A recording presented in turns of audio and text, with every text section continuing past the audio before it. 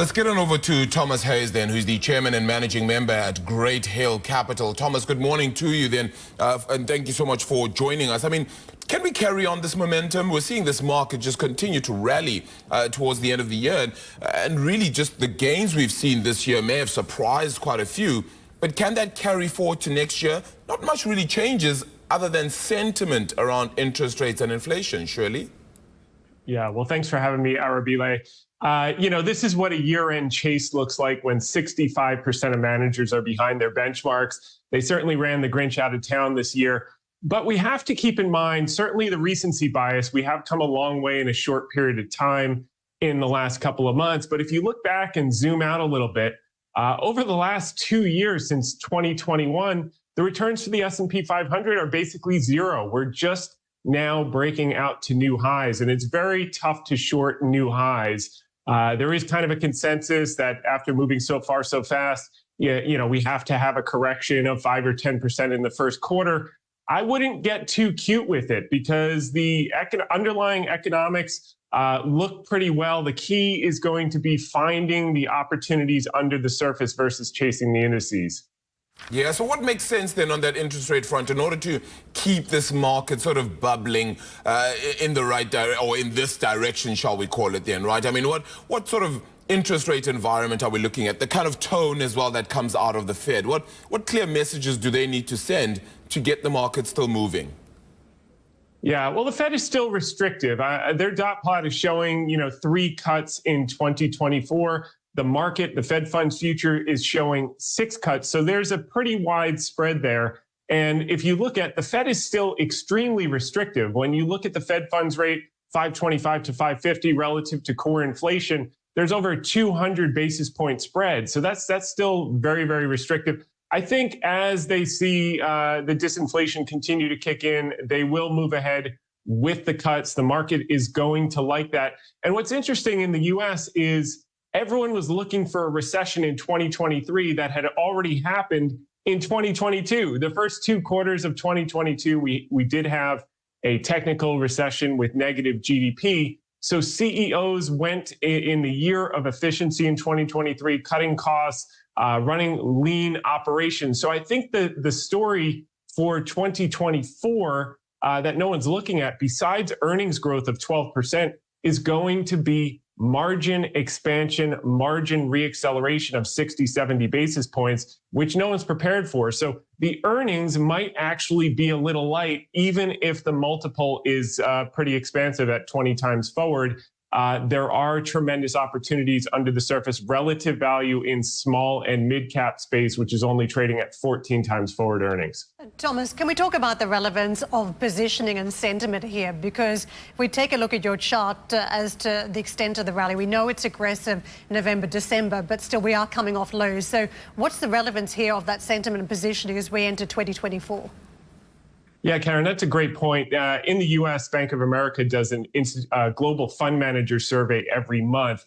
And what we actually notice is that when asked about improving growth, yes, sentiment is turning up, but it's barely coming off the mat. It actually resembles the type of sentiment we saw in the summer of 2020, just coming off the COVID lows, and in the summer of 2009, just coming off the great financial crisis lows. So people are not exuberant at the institutional level. That's number one. Number two, in terms of the amount of risk that they're taking in their portfolios, again, it's looking just like summertime 2020 and summertime 2009. So there's a lot of runway ahead. And that's why we say, yes, you may get a little consolidation and a little volatility in the first quarter, but I wouldn't get too cute with it. There's still tremendous amount of opportunity, particularly outside the Magnificent Seven.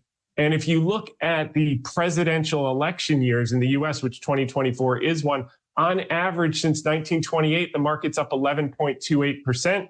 And in years where a sitting president is running for re-election, the market's up 13%. So we are looking for high single digit, low double digit in the indices and more opportunities under the surface.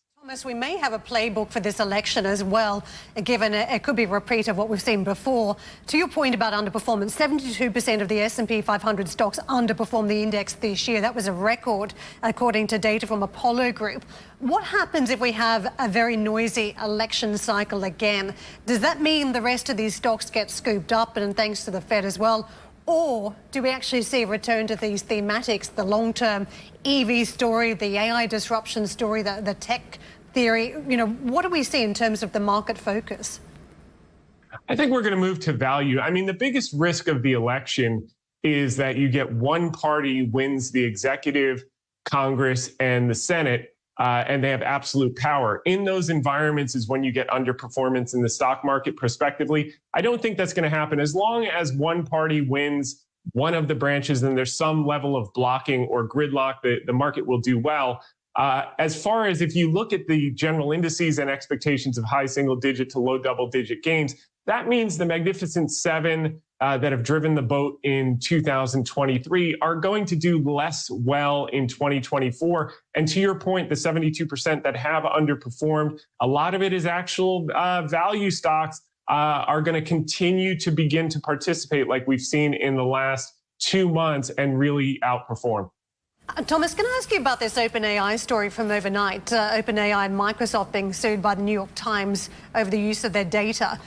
This is not just a story that seems to touch media companies. We've got AI models that have been trained on all sorts of data sets. Is this a potential hurdle to the AI story?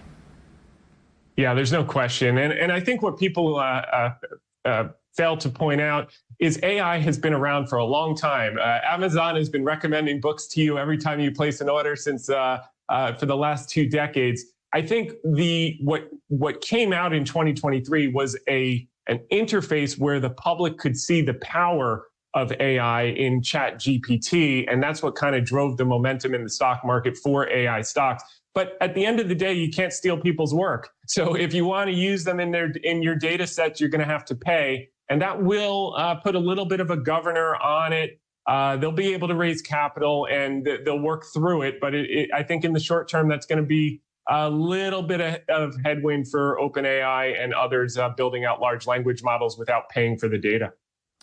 Thomas, let me quickly touch on treasuries then as well. I mean, we saw the 10-year treasury yield yesterday pretty much go to its lowest figure since mid-July.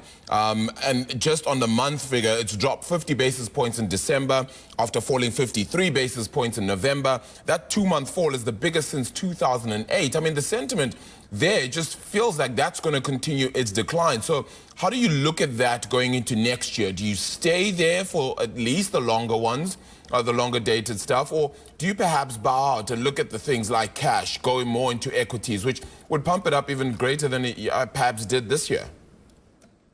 Yeah, I think people are starting to move into the longer duration, particularly institutional demand, pension demand. You know, if you look back just to August, I mean, it seems like decades ago, it's just a few months ago, hedge fund managers were the most short long-dated treasuries than they've ever been since 2018. And if you go back to summer 2018, that was the beginning of a very large rally in the 10-year treasuries. So I think we could see some follow-through, maybe a counter-trend bounce here in the short term, because everyone is now betting that rates are going to continue to go down aggressively. So maybe you get a counter-trend bounce to catch people off sides. But the trend is your friend, and I think that you're going to see yields continue to compress in 2024 and beyond.